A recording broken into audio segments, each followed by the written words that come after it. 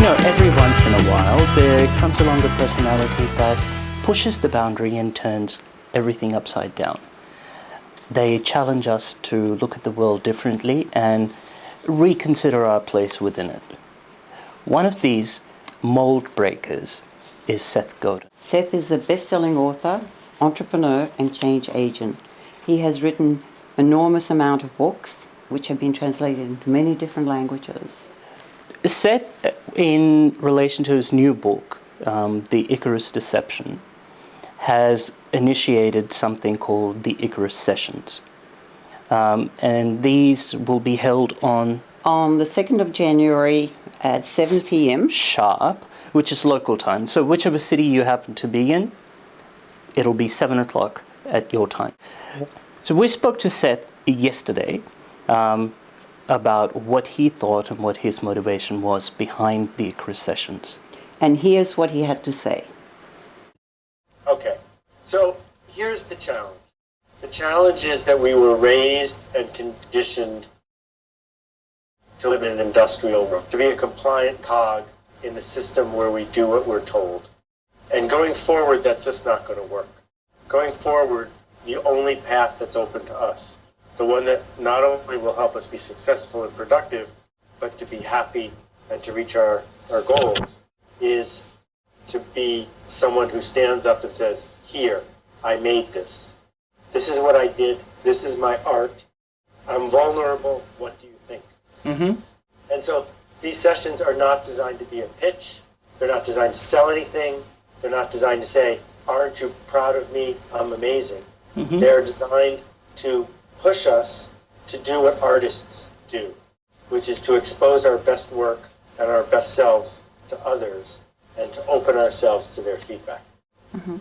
So, Seth, how do the Icarus Sessions fit into the bigger purpose? Well, what I found is if you do a session, if you work with 2 or 3 or 10 or 20 or 100 people, and at the end you say, are there any questions? People don't raise their hand. And if you go up to someone at a conference, even TED, and you say, what are you working on? They hesitate. And my hope is if this resonates, every month people will get together and expose themselves and say, here, I made this. And if that becomes part of your practice, if you look forward to this opportunity in just 2 minutes and 20 seconds to be able to say what you're doing and what's hard and where you're afraid, I think our work will improve. Going through this, has there been something that you've had to get over? Well, every day I wake up and I say, this might not work. Mm-hmm. And if I'm doing something that I'm sure is going to work, it's not particularly engaging for me. It's the stuff that might not work that is fascinating. So for me, I have to get over the instinct to hide and like, what right do I have to help get 10 or 20 or 30,000 people to organize in 200 cities around the world and do this? It's very easy for me to say, wait a minute, what will I say to the person who asks for my permit or my license or my papers? Because I don't have any of that. I'm just winging it. So how do you get past that? Well, the practice that I've developed for a dozen years is that I write and I speak up and I say something. And once it becomes a habit, it gets easier and easier to find the hubris that you need to do important work. So how has your work changed you? With all the books that you've written and all the ideas that you've actually generated, how has it changed you?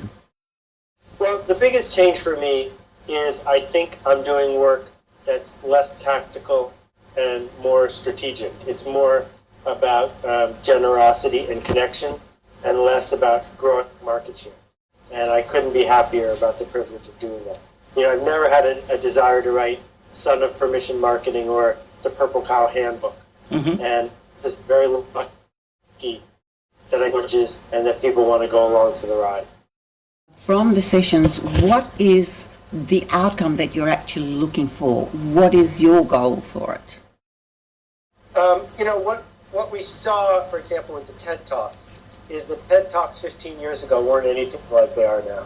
That people see what other people are doing, and they work to become ever better communicators, ever more honest with others and themselves. And so at its heart, what I'm hoping will happen is we'll hear that voice in our head, that the end of the day will come and we'll realize we haven't done any work worth sharing in this format. So maybe it'll change the work we do as well. Excellent. Well, I know we're really excited and doing that on January the 2nd, and the group is growing, which is really, really great. Seth, would you mind giving a message to the Sydney Icarus attendees for the session? Okay, I'll try. We're going to do this. This might be technically difficult. Here we go. Because, everyone up where I live thinks that you guys are down under. I just want to thank everybody for the honesty and the passion and the connection you're bringing to your work. And if I had to say it in 4 words, I'd just say, go make a ruckus. So thank you for caring. Thank you for connecting. And I hope you have a great day. Oh, you've gone wrong way around again. Seth, I just saw you the right way around and now you've gone back. Oh, this has been beautiful. Thank you so much, Seth, for the opportunity to speak with you. Thank you very much, Seth. Bye-bye.